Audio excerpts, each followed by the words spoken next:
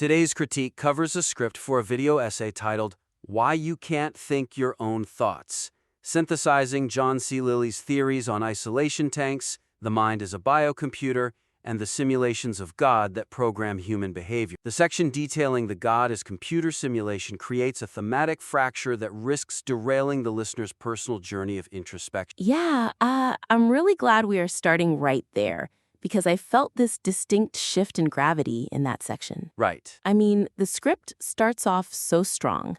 It flows logically from those 1954 isolation tank experiments, and then it moves right into personal simulations like the group and the ego. It feels deeply personal up to that point. Exactly. It feels almost like a psychology documentary. But then we hit this sudden pivot to John von Neumann, vacuum tubes, and this weird sci-fi prophecy about a solid-state intelligence evaporating the oceans. It's a total genre shift. It really is. It feels like I accidentally clicked on a totally different video halfway through. Well, to play devil's advocate for a second, the imagery is undeniable. Talking about a planet-consuming machine operating in a hard vacuum, keeping humans in zoos. It's a terrifying image. Oh, it's absolutely terrifying, but the weakness here is that it moves the stakes entirely from internal psychology to external sci-fi doomsaying. Right, it breaks the immersion. Completely. The listener tuned in because they want to figure out their own mind, their own limitations. They are trying to look inward. So when you start talking about a machine that evaporates the oceans, they stop thinking about their personal issues, their boss, their habits. And they start thinking about AI ethics. Exactly. It just becomes this intellectual exercise about future technology. Rather than self-help, it risks losing the audience completely. They think they've stumbled into an AI doom video. So we suggest reframing this section to focus strictly on the computer as a mirror rather than a ruler, maintaining that biocomputer metaphor without the apocalyptic tangent. I like that. So what are some concrete examples of what to cut? Well, I would definitely advise cutting the specific imagery of the machine operating in hard vacuum. Yeah, and the part about keeping humans in zoos. Right, cut all of that. Instead, they should zoom in on the Lilly quote that's actually already in the script, the one where he says, "It is by historical accident that we discovered the basic machine language of our own minds." Oh, right. Use the AI concept solely to explain how the viewer's brain stores programs. So instead of a supercomputer eating the world, it's about the wetware in your head? Exact. Propose connecting the stored program concept directly back to the group simulation they brought up earlier. Show how the group is essentially the software engineer. Oh, that's a great angle. Society writes the code, and the biocomputer, which is the brain, just executes it. Focus on that, rather than spending time on what a future AI might do to the oceans. That is a much tighter loop. It keeps the pressure on the listener's own ego.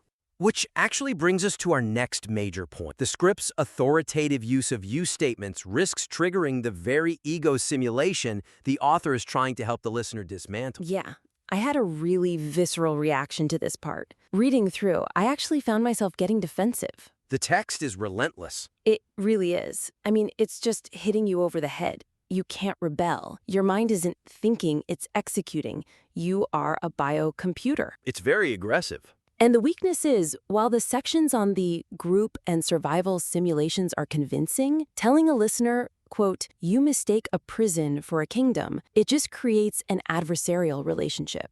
Nobody likes being told they are deluded. Exactly. It assumes the listener is completely blind. And when you do that, it causes a psychological defense mechanism where the listener just rejects the whole premise strictly to protect their ego. They'll sit there and say, well, no, I'm a free thinker. So we recommend utilizing John C. Lilly's concept of as if true earlier in the script to frame these hard truths as a voluntary experiment rather than an accusation. Okay, I love that. Turning it into an experiment. Right. As a concrete example, suggest changing the phrasing from "this is the algorithm feeding you opinions" to something like "Lilly found that the algorithm feeds us opinions." Changing the you to us? Or changing it to we. By pivoting to we or just focusing on Lilly's personal experience in the tank, the author allows the listener to observe the flaw safely from a distance. Right, like saying Lilly realized his sexual scripts played on Luke. Connect those dots to themselves without feeling attacked. And what about the as if true concept? How should they apply that?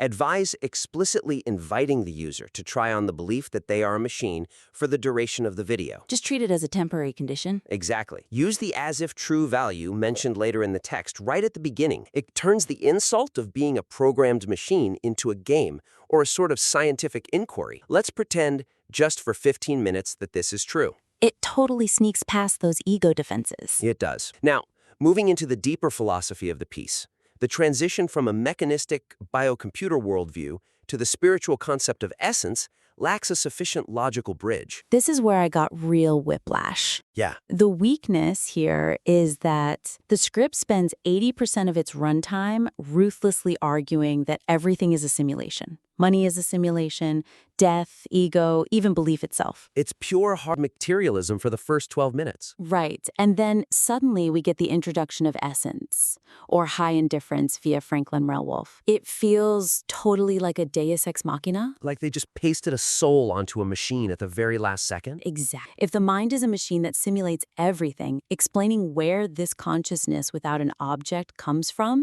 is absolutely crucial. Otherwise, it sounds like the author is just swapping out the science god for a mystic god. Which completely contradicts their earlier warning about the god as belief simulation. So how do we fix that? Because essence is a core part of Lilly's later work. They can't just cut it. No, they shouldn't cut it. We suggest grounding the concept of essence in the mechanical framework established earlier, rather than abandoning the metaphor for spiritual language. Grounded in the mechanics.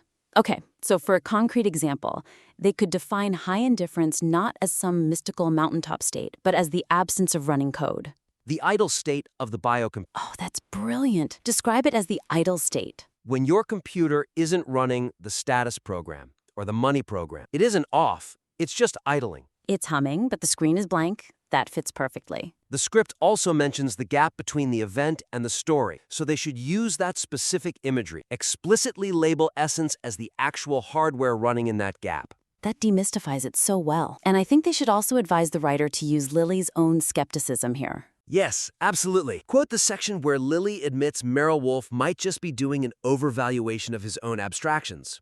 Because acknowledging that doubt actually strengthens the argument for essence. It tells the listener, hey, we know this sounds mystical. It acknowledges it might just be another program, but one with survival value. It keeps the scientific rigor intact right up to the end. It asks for experimentation, not faith. Speaking of experimentation, that brings us to the ending. Right. The actionable conclusion is strong, but the instructions for the final two removals are too abstract compared to the concrete nature of the first three. Yeah, the weakness here is a big mismatch in actionability. You look at removal 1, which is isolation and no phone. That is highly specific. Anyone can do that. And removal 3 is counting thoughts about money or sex. Again, super specific data collection. But then you get to removal 4, which is hold a belief as if true. And removal 5, the moment where you are not running any program. Right. Those last two are cognitive abstractions. They're really hard to just do without more guidance. A listener might struggle to know if they have successfully held a belief as if true, or if they're just overthinking it. It's too trapped in the head. We suggest providing a somatic or physical cue for these final steps to match the rigors of the tank work mentioned in the source material. Get it into the body. Exactly. So for concrete examples, let's look at God as belief. Suggest a specific exercise. Tell the listener to write down a core conviction on a piece of paper. Like, I am a good person. Sure. Then write down its exact opposite. Okay. Then instruct them to read the opposite out loud and observe the physical tension in their stomach. Oh, wow. Yeah, because you will definitely feel that. The tension is the program fighting back. It makes the as if true or false concept physically palpable. They aren't just thinking about the abstraction, they're feeling their hardware heat up. That's a massive improvement. What about the final removal? Essence. For the final removal, they should reference the visual cue that's actually already mentioned in the text. Wait, the thin border of light around the simulation? Yes.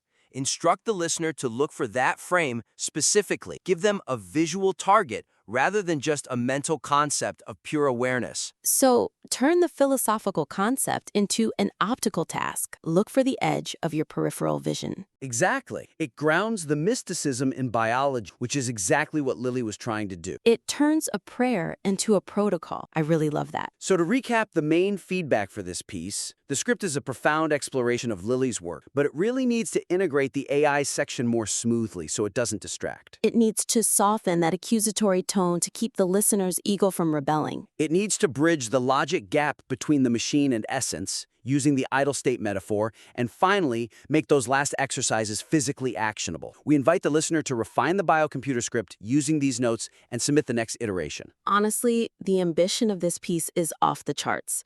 Trying to describe consciousness without an object is incredibly difficult, so they should be really proud of tackling this. With these structural adjustments, it's going to be fantastic. We can't wait to review the next draft.